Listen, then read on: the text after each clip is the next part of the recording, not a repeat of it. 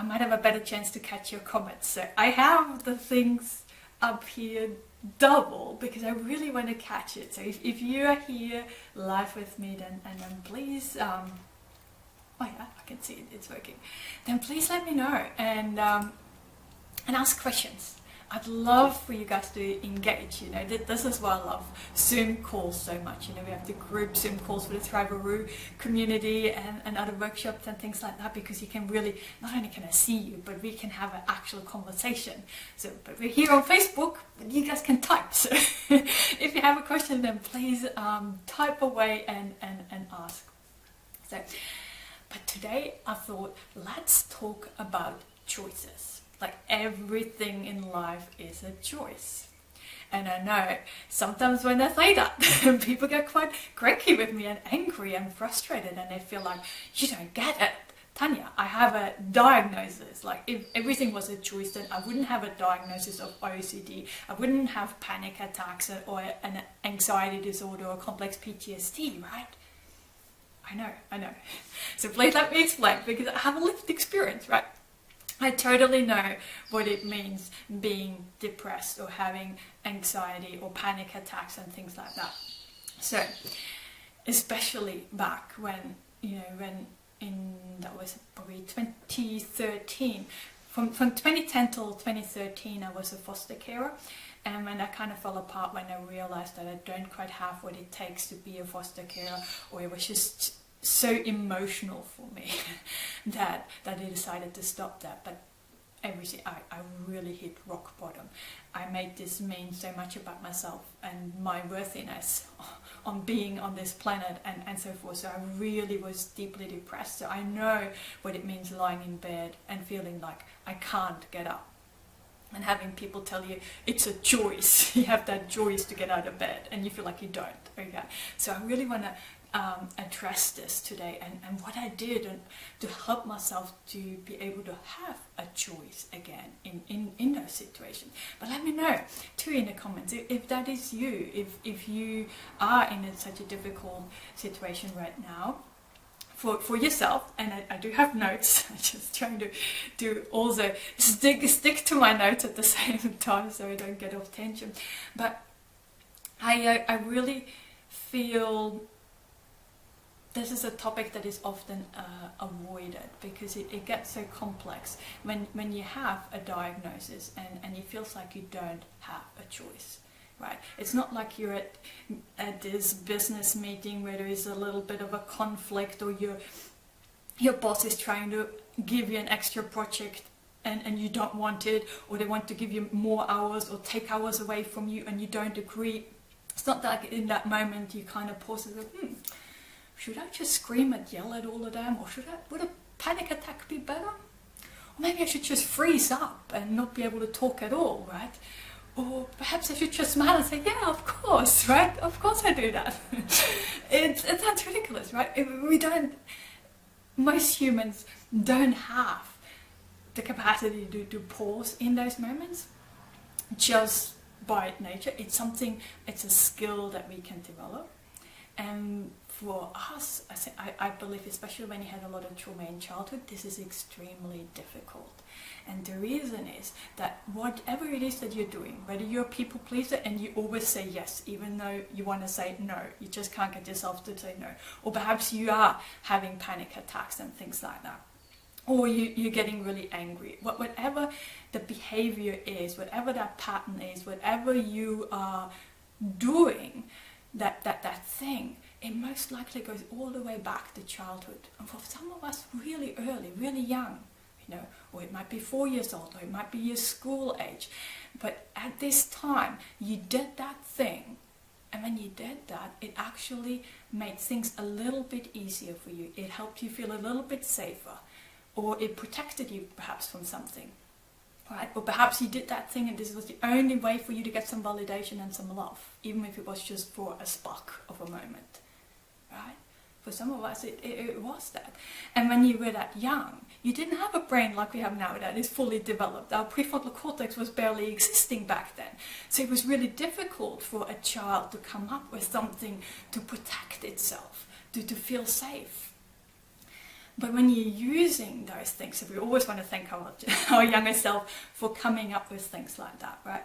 For being so clever, finding ways to protect us back then from trauma, from being bullied, from being hurt, and all those kind of things. But what happened is that you did this, whatever it was, that your behavior there, whatever that was, you kept doing that, and it just came part of you, right? That's what it was for me. It was like, it was just natural for me. It felt like that was me. You know, I didn't even notice it anymore. It just happened that I did it. It was subconscious or even unconscious. It was no longer a choice, right? It was not a conscious choice. So, what I want to really share with you is how I swung or turned this around for myself. So I was able to become aware of this and being able to take my power back and be able to make choices that feel good to me, that feel aligned to me, that actually get me what I want and create a better life for myself, right? So I think that is so key there, right? Hi Jessica. So it is. So let's just go straight into this, because I think many of you guys can relate. But if you have a pattern or behavior that you're already aware of, then please share it with us, because that is the thing. First, we don't actually even know what that pattern is. We're not aware of it. And for many of us, we need someone externally to actually point this out. You know, for me, a lot of it was my therapist. Sometimes it was a friend. Perhaps for you, it's your partner. Or maybe you have a counselor or a coach or something as well that helps you. It's like, oh, you're doing that thing again. So it's someone from the outside helping us becoming aware of what that is. And like I said, many of us might not actually have access to a professional.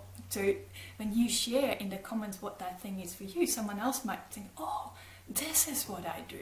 I do that too, right? So we can learn from each other here.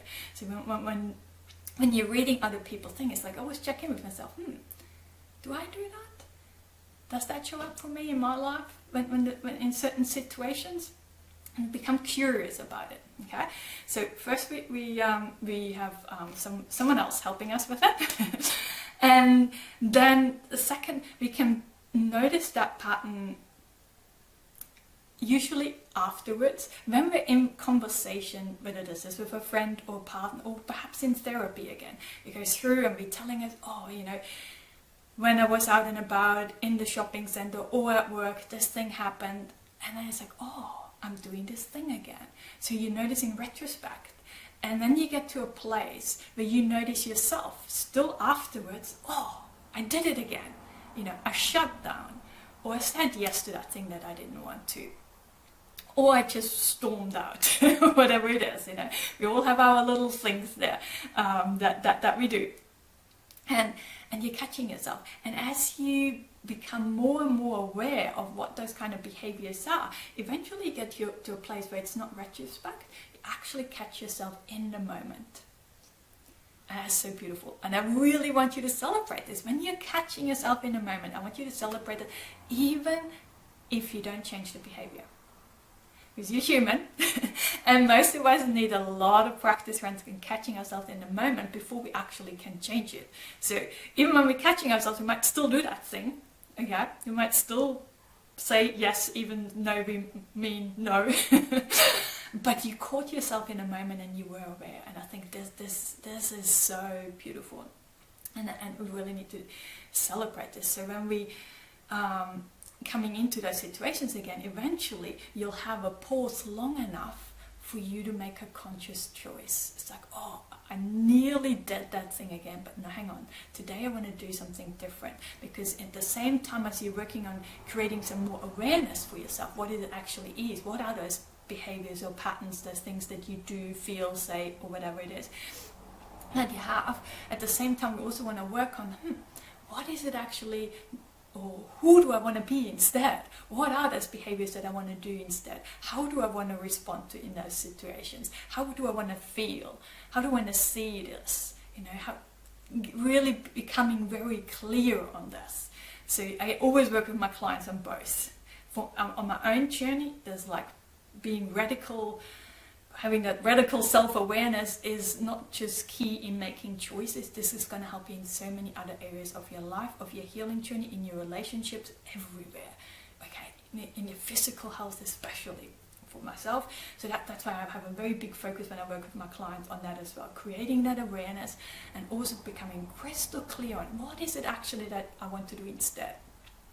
How would I need to behave in that situation so that I can go in retrospect and then feel like, I did a good job, I'm really proud of myself, right? Really knowing that, I feel, oh wow, that will feel really good to me if I would be able to handle this situation in that way. I would be really proud of myself if I made that choice in that moment. Becoming really clear on those things and playing it out in your mind a lot of the times. I did a lot of just mental rehearsals. Like in my mind, I would go through those situations where I know that I would do, like for me it was often every time I was asked at work to come in for an extra shift or coming in late or staying late and things like that, I would always say yes. I just couldn't say no, even knowing I had plans, I would always say yes. So I would rehearse this in my mind many times on how I'm going to stay tall, and I practice my assertiveness skills, right? And just say no, just in my mind, or even practice it in front of the mirror and really feeling into this in my body. What would that feel like if I would be assertive when I said no, right?